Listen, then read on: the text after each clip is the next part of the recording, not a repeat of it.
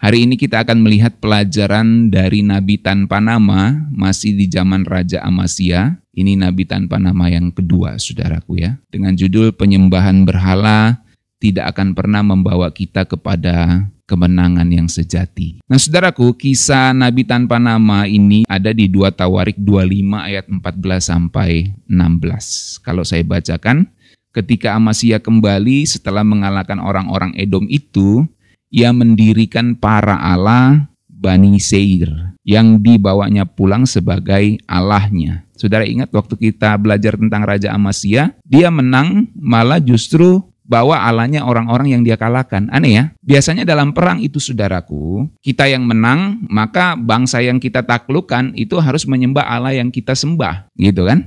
Ini beda saudara. Ya dia lawan Edom kan, yang disebut orang-orang Seir itu. Ya kan? Nanti ketika dia menang malah dia bawa Allahnya orang yang dia kalahkan gitu kan. Kan jadi aneh gitu. Nah itulah Amasya. Kalau saudara ingat waktu kita belajar tentang Raja Amasya itu ya. Lalu ayat 15. Maka bangkitlah murka Tuhan terhadap Amasya. Ia menyuruh seorang nabi yang berkata. Ya, jadi dalam konteks Amasya udah menang. Tapi malah nyembah Allah bangsa yang dia kalahin, ya, yang aneh, yang lucu gitu sebenarnya secara logika. Maka dari situlah Tuhan utus nabi tanpa nama ini lagi, saudaraku ya. Yang berkata, mengapa engkau mencari Allah bangsa yang tidak dapat melepaskan bangsanya sendiri dari tanganmu, ya kan? Masuk akal nggak, saudara? Ya iyalah, kita yang menang kok malah kita yang nyembah Allah yang kalah gitu kan? Mengapa engkau mencari Allah sesuatu bangsa yang tidak dapat melepaskan bangsanya sendiri dari tanganmu gitu kan. Aneh ya. Makanya si Amasya ini agak lain memang dia ya. Ayat 16. Waktu Nabi sedang berbicara berkatalah Amasya kepadanya. Apakah kami telah mengangkat engkau menjadi penasihat raja? Dia marah ada orang yang tegur dia saudaraku. Padahal tegurannya masuk akal banget gitu loh. Kok kamu nyembah Allah yang bangsanya kamu kalahin gitu kan.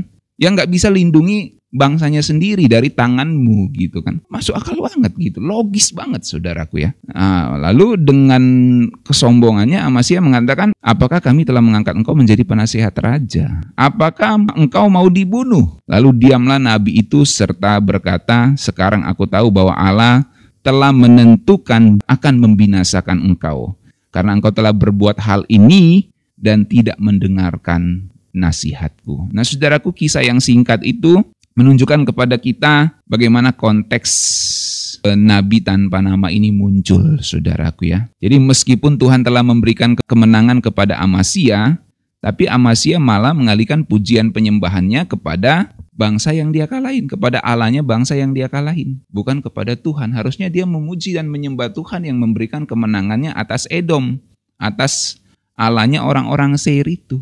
Tapi malah pujian dan penyembahannya dia berikan kepada Allahnya bangsa-bangsa yang dia kalahin, saudaraku. Nah, saudaraku, dari sini kita belajar beberapa hal. Yang pertama, keberhasilan bukan alasan untuk melupakan Tuhan. Saya ulangi, keberhasilan kita bukanlah alasan untuk melupakan Tuhan. Saudaraku, seringkali ketika kita mencapai kemenangan, keberhasilan, atau berada di puncak hidup kita merasa seperti telah melakukannya sendiri. Kita merasa kita melakukannya tanpa Tuhan. Aku bisa kok, ternyata aku bisa tanpa Tuhan. Padahal semua berkat dan pencapaian kita itu datang dari Tuhan. Mungkin waktu dia susah, dia masih nyanyi, terlalu banyak yang Tuhan telah beri, gitu. Aneh ya. Waktu susah dia nyanyi begitu, tapi begitu dia sudah menang, dia berhasil, dia berada di puncak hidupnya, ya, dia ngerasa, aku bisa karena diriku sendiri, bukan karena Tuhan. Nah, itulah yang terjadi pada Amasya, saudaraku. Dan Nabi tanpa nama ini datang menegurnya. Keberhasilanmu bukan alasan untuk melupakan Tuhan. Amasya melupakan Tuhan setelah dia menang. Dan dia mulai menyembah dewa-dewa yang palsu, saudaraku. Bahkan dewa-dewa yang gak bisa melindungi bangsanya sendiri dari tangannya Amasya. Kita pun bisa jatuh kepada perangkap yang sama, saudaraku. Entah kita sadari atau tanpa kita sadari. Kita mulai mengandalkan diri sendiri dan melupakan Tuhan yang memberikan kita segala sesuatu. Nanti kalau kita butuh sesuatu, kita cari Tuhan. Begitu kita rasanya udah selesai mendapat kemenangan, kita malah melupakan Tuhan, saudaraku. Nah, ini kecenderungan manusia yang sudah jatuh dalam dosa.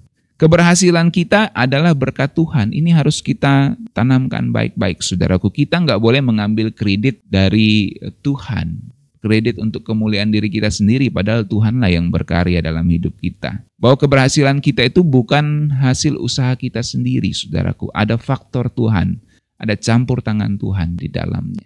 Jadi jangan pernah biarkan pencapaian kita itu menggantikan penyembahan kita kepada Tuhan. Saya ulangi, jangan biarkan pencapaian kita menggantikan penyembahan kita kepada Tuhan. Jadi keberhasilan bukan alasan untuk melupakan Tuhan. Itu yang pertama. Yang kedua, saudaraku, penyembahan berhala tidak akan pernah membawa kemenangan yang sejati. Itu judul renungannya tadi. Penyembahan berhala tidak akan pernah membawa kemenangan yang sejati.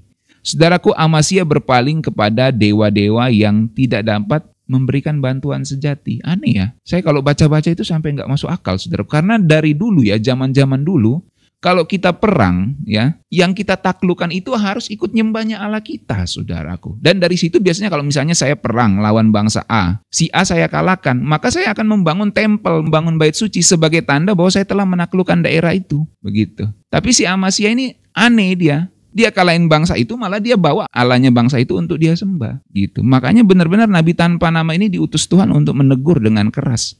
Kok kamu bisa menyembah Allah bangsa-bangsa yang gak bisa menyelamatkan bangsanya sendiri dari tanganmu?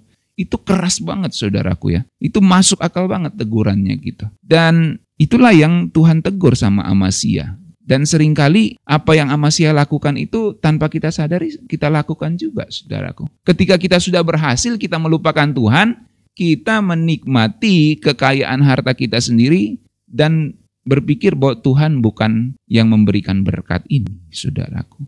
Kita melupakan Tuhan. Ada banyak orang-orang yang sudah berhasil dan melupakan Tuhan, saudara. Waktu dia masih berkatnya kecil-kecil, sedikit-sedikit, wah dia cari Tuhan luar biasa. Begitu Tuhan kasih dia pekerjaan, Tuhan kasih dia berkat, Tuhan kasih dia ini, dia lupain Tuhan, saudaraku, tidak cari Tuhan lagi. Ini mirip model dengan Amasya ini, saudaraku ya.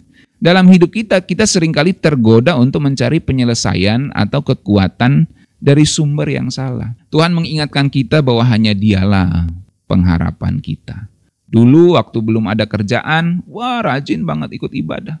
Begitu sudah Tuhan kasih pekerjaan, malas dia ikut ibadah, saudaraku. Nah ini model-model Amasya yang kayak gini nih ya. Dan Tuhan datang menegur kita dengan firman-Nya. Jangan biarkan berhala dunia, baik itu uang, kesuksesan, pekerjaan, bahkan status kita, mengambil tempat Tuhan di dalam hidup kita, saudaraku ya. Jangan sampai ya, jangan sampai semua berhala-berhala modern kita saat ini mengambil tempat Tuhan dalam hidup kita. Karena percayalah, berhala-berhala modern itu tidak pernah bisa memberikan kemenangan sejati. Uang, pekerjaan, pangkat saudara, jabatan saudara yang membuat saudara meninggalkan persekutuan dengan Tuhan tidak akan pernah memberikan kemenangan sejati. Pada akhirnya saudara akan tahu hal itu ketika firman Tuhan datang menegur saudara. Ya.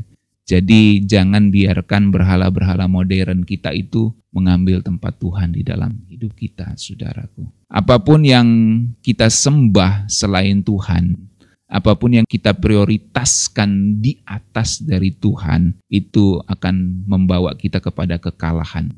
Karena itu menjadi penyembahan berhala, saudaraku. Dan itu tidak akan pernah membawa kita kepada kemenangan yang sejati. Dan yang ketiga, saudaraku, kita belajar bahwa tanggung jawab kita itu adalah untuk kembali kepada Tuhan. Ketika nabi tanpa nama ini menegur Raja Amasya, dia mengingatkan raja untuk kembali kepada Tuhan dan meninggalkan penyembahan berhala itu. Amasya, tinggalkanlah penyembahan berhala. Tuhan tidak hanya memberi kesempatan kedua, saudaraku. Tuhan tidak hanya memberikan kita kesempatan-kesempatan, tapi juga memberikan panggilan untuk kita masuk ke jalan yang benar. Sebab Tuhan kita adalah Allah yang penuh kasih. Meskipun kita sering jatuh dan berbuat salah, Dia tetap memanggil kita untuk datang, bertobat dan kembali kepadanya, saudaraku. Apakah kita mau mendengar panggilan Tuhan untuk kita datang dan bertobat, saudaraku? Ya, kita tidak boleh terjebak terus di dalam kesalahan kita. Kita harus bangkit keluar dan mendekat kepadanya. Sebab Dia Allah yang penuh kasih, tangannya selalu terbuka untuk menyambut kita, orang-orang yang telah menjauh dari Dia. Kesalahan kita tidak pernah terlalu besar bagi Tuhan untuk Dia ampuni, untuk Dia maafkan, saudaraku. Tapi Tuhan mau kita punya hati yang bertobat. Jadi tidak ada kesalahan yang terlalu besar untuk Tuhan ampuni. Tapi yang Dia mau supaya hati kita bertobat, supaya hati kita dibentuk untuk menjadi serupa dengan yang Dia kehendaki. Jika kita merasa jauh dari Tuhan, ingatlah hal ini, saudaraku, bahwa Dia selalu menunggu kita kembali. Dia selalu menunggu kita kembali. Maka apapun kesalahan, pelanggaran yang pernah saudara buat di masa yang lalu, Tuhan selalu datang siap untuk memeluk saudara kembali. Maka datanglah kembali kepada Tuhan.